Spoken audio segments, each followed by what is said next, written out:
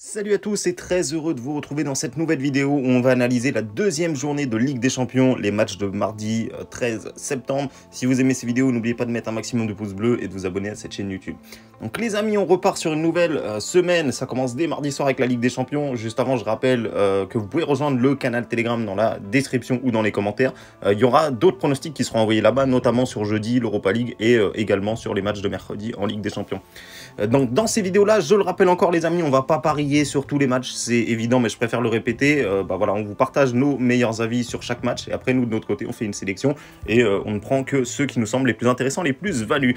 Donc on va démarrer tout de suite ces analyses avec Pilsen contre l'Inter Milan, l'Inter que je suis depuis quelques matchs et que je trouve pas franchement flamboyant.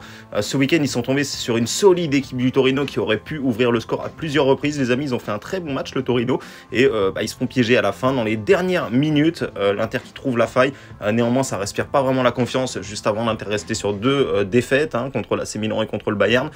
Ça me semble être quand même un beau petit piège ici du côté de Pilsen qui, attention, certes, ils ont perdu 5-1 contre le Barça, mais c'est en toute logique.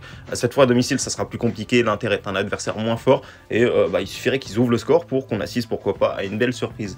Je veux conseiller ici une petite surprise, Pilsen ou match nul. Je pense que l'Inter, s'il lâche des points, c'est le bon moment pour eux d'en lâcher. Je rappelle qu'ils sont dans le groupe du Bayern et du Barça, donc voilà, Pilsen, ils le savent très bien, ça va être compliqué contre le Bayern, contre le Barça, ils en ont déjà pris 5. S'ils veulent prendre un point ou autre, ça sera sûrement contre l'Inter, et surtout à domicile, les amis, parce que du côté de l'Inter, ça sera une toute autre histoire. Alors bien évidemment, si Pilsen venait à l'emporter, ils vont pas l'emporter 6-0. Je pense que ça sera sur un petit score de 1-0, donc pourquoi pas aller chercher directement du Pilsen ou nul, donc c'est coté à 2,86. Pourquoi pas une belle douille, c'est l'un des matchs à 18h45 d'ailleurs.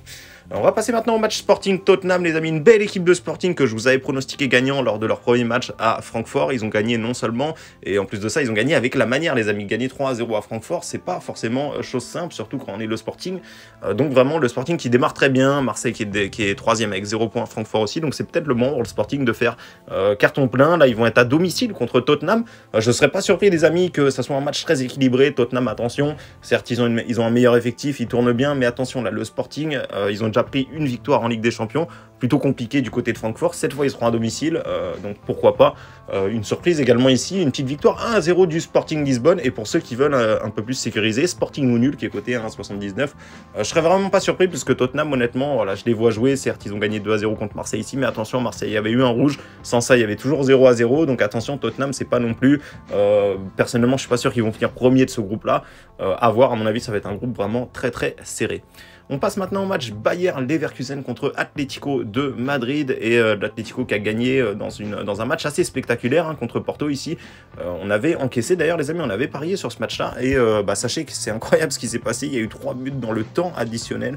Donc Atlético qui ouvre le score, penalty ensuite pour Porto, et à la 90e plus 11, Griezmann qui vient délivrer, c'était le tout dernier corner, il restait plus rien. Et l'Atlético qui va chercher une victoire en mode Atlético, au forceps dans le temps additionnel, donc c'est plutôt pas mal pour eux et pour la confiance. Mais ici, on s'intéresse au Bayer Leverkusen, les amis, qui est en grosse difficulté. Notamment dans leur championnat et même dans cette Ligue des Champions où ils ont déjà perdu le premier match qui était le plus abordable pour eux. Donc déjà, faut pas interdit maintenant pour le Bayer Leverkusen qui a déjà lâché des points contre l'adversaire le plus facile.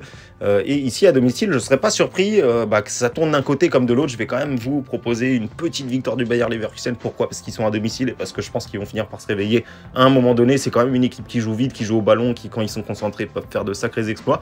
Néanmoins ici, je vais plutôt partir sur le moins de 2,5 buts. J'ai repéré la cote, elle est plutôt pas mal, elle est à 1,80 à l'heure où je tourne cette vidéo. Sachez que l'Atlético, hormis le match ce week-end contre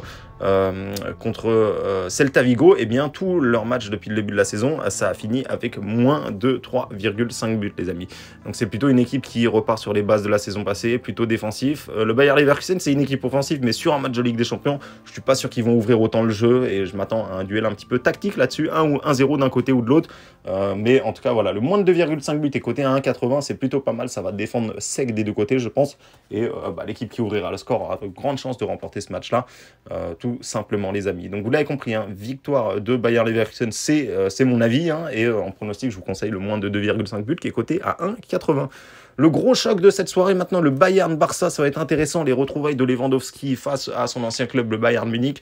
Bayern Munich qui, attention, commence à lâcher pas mal de matchs nuls. Hein. Ils ont déjà fait 3 matchs nuls sur les 5 derniers matchs contre Gladbach, contre Union Berlin et contre Stuttgart. Donc attention, c'est pas le Bayern, c'est pas le rouleau compresseur du Bayern qu'on connaît. Hein. Pour l'instant, voilà, ils sont encore en train de se chercher un petit peu. Ils ont quand même perdu Lewandowski qui vont retrouver sur ce match-là, mais dans le camp adverse.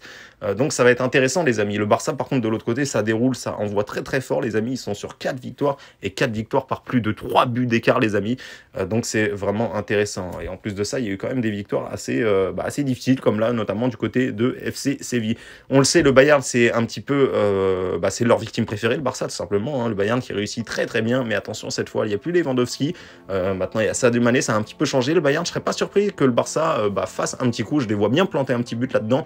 Maintenant, j'ai été voir les deux équipes marquées côté à 1,37. C'est pas franchement ouf, même si je pense que ça va passer. Je vais plutôt vous conseiller Lewandowski buteur, les amis. Il retrouve son ancien club, son ancien stade, et il aura bien envie de marquer, je pense, contre son ancienne équipe. Donc Lewandowski buteur, je crois que c'est côté à 2,20.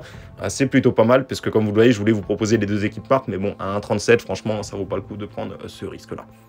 On passe maintenant au match Porto contre Club de Bruges. Club de Bruges qui a signé une belle sensation, comme je le disais, hein, qui a réussi à l'emporter lors du premier match de groupe ici contre le Bayer Leverkusen. Donc belle opération pour Club de Bruges qui tourne bien, qui est sur 5 victoires consécutives.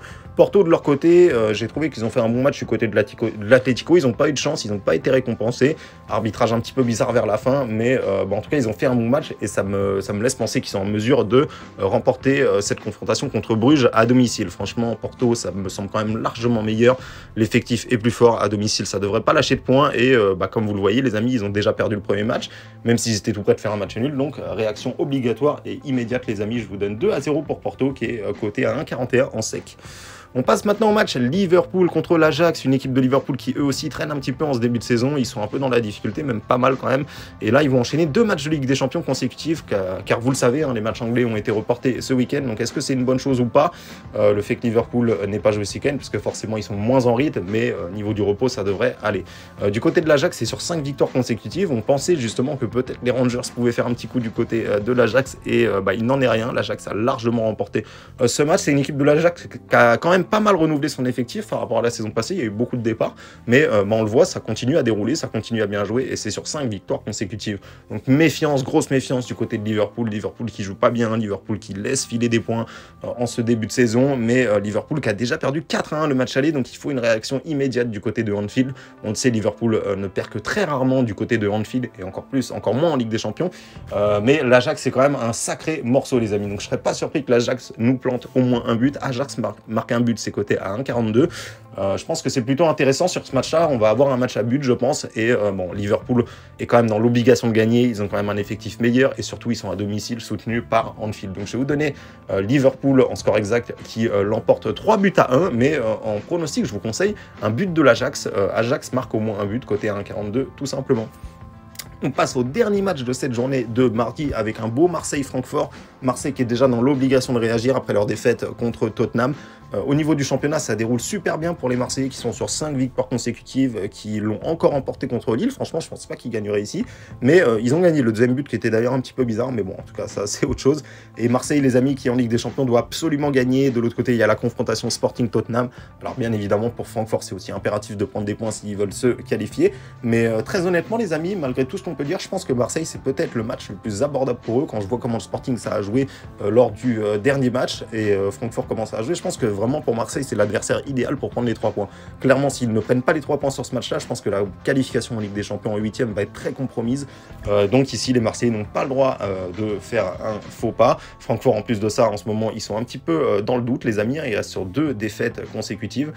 Même ce week-end, ils perdent encore à domicile contre Wolfsburg. Donc c'est peut-être le moment. Francfort qui est en doute, Francfort qui a du mal. Même si on se souvient, il y avait déjà eu une confrontation. Mais bon, c'est du passé, les amis. L'effectif a quand même pas mal changé du côté de l'OM et également du côté de Francfort. Je veux conseiller ici directement une victoire de l'OM remboursée 6 matchs nuls qui est coté à 1,45. C'est pas fou, mais je pense que les Marseillais n'ont pas le droit à l'erreur sur ce match-là. Certes, c'est bien de bien démarrer la Ligue 1, mais derrière, il faut quand même faire quelque chose en Ligue des Champions. On a Mbemba, malheureusement, qui a eu un carton rouge, on le sait, contre Tottenham, donc il sera suspendu pour ce match-là. Mais au niveau des forces en présence, je pense que ça devrait suffire pour les Marseillais, avec l'aide du public, pour remporter ce match-là.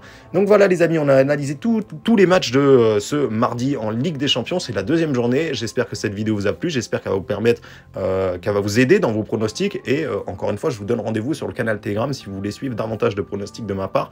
Il y en aura mercredi et il y en aura jeudi les amis. Donc merci à tous d'avoir écouté cette vidéo et je vous dis à bientôt.